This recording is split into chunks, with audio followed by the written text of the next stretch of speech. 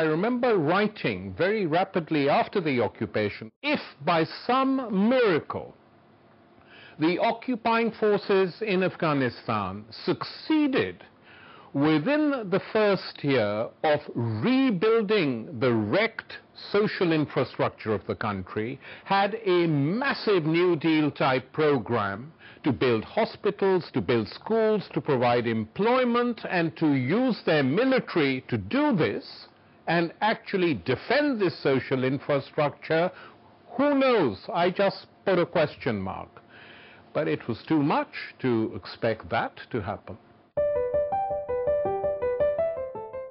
Kabul fell without a struggle, and for the first 2 years, the resistance to the United States and its NATO allies in Afghanistan was limited, episodic, and localized. What made it national?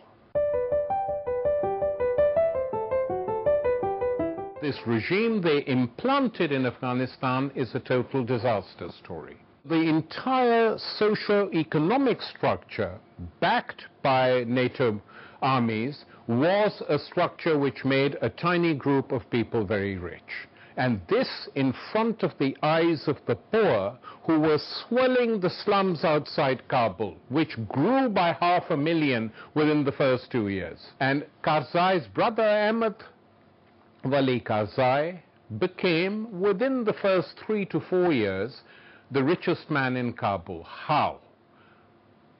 By drug smuggling.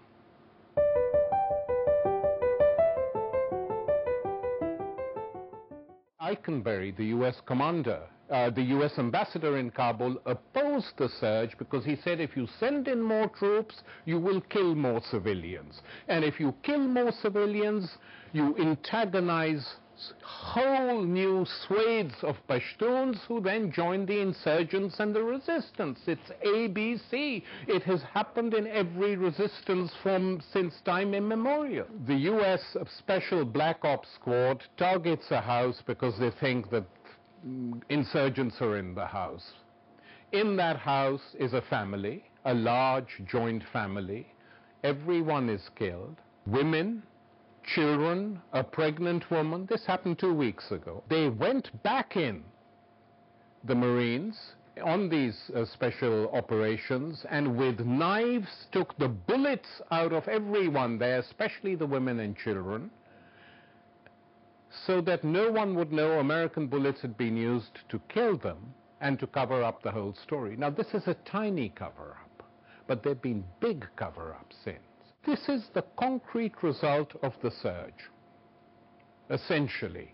And Petraeus, who ordered it and convinced Obama to go ahead with it against the advice of Eikenberry and others within the US Army, must be made accountable.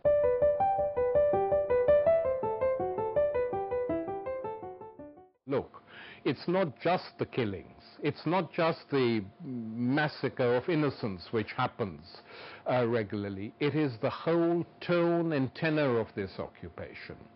That the contrast in the way Western soldiers, Western journalists, Western administrators, Western NGOs live is such a sharp contrast to the people, with the people, the ordinary people of the country, that it excites anger and it makes people feel this is not the way we're ever going to get anything.